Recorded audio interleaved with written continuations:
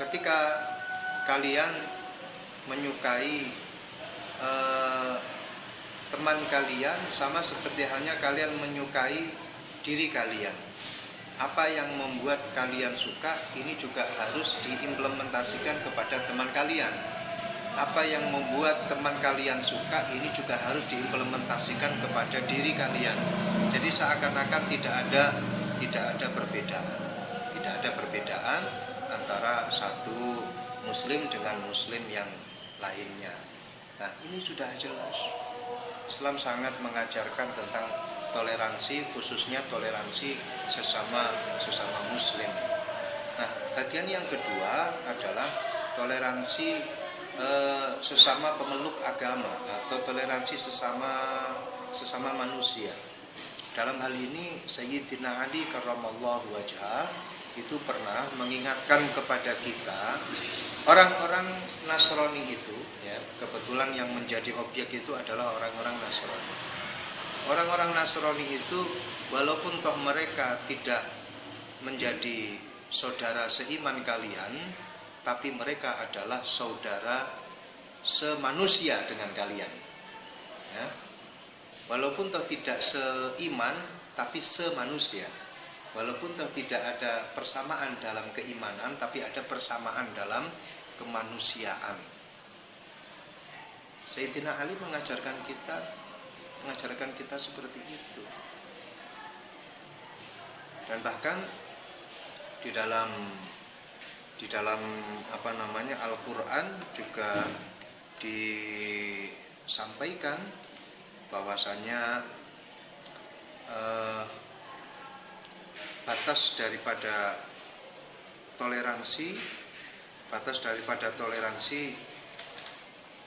selama kita tidak diperangi oleh orang-orang non-muslim dan selama kita tidak diusir oleh orang-orang non-muslim, maka kita oleh Allah diperintahkan untuk bersikap adil. La yanhakumullahu 'anil ladzina lam yuqatilukum fid din wa lam yukhrijukum min diyarikum an tabarruhum wa tuqsitu ilaihim innallaha yuhibbul muqsitin. Surat Al-Mumtahanah ayat 8. Di situ jelas sekali bahwasanya kalian, dawuhnya Allah dan menjadi perintahnya Allah, berbuat baiklah kepada mereka. Kalian berbuat baik kepada mereka dan bersikap adil kepada mereka selama mereka tidak memerangi kita, selama mereka tidak mengusir kita, tidak menyakiti kita, ya. Kita diperintah oleh Allah seperti itu.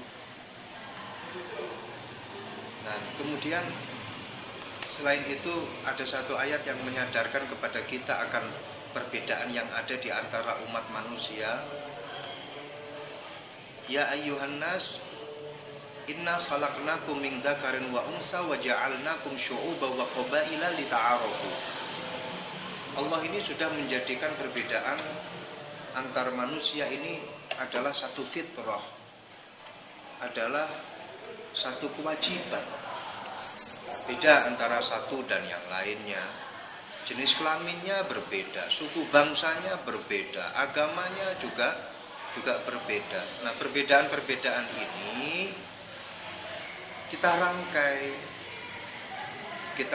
dengan tujuan lita'arofu, agar kita saling mengerti antara satu dan yang lain. Ada satu kisah yang menarik yang disampaikan oleh salah satu muridnya Al-Imam Abdullah bin Amr, salah satu tabi'in, seorang ahli hadis dan ahli tafsir. Abdullah bin Amr itu memerintahkan kepada salah seorang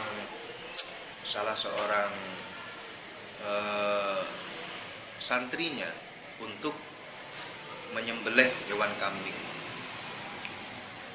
Setelah menyuruh, Abdullah bin Amr kemudian berkata kepada santrinya, "Ya ghulam, idza faraghta fabda' bijarina." santriku, kalau kamu sudah selesai menyembelih, nanti dibagi ya, jangan lupa itu tetangga kita orang Yahudi itu dahulukan.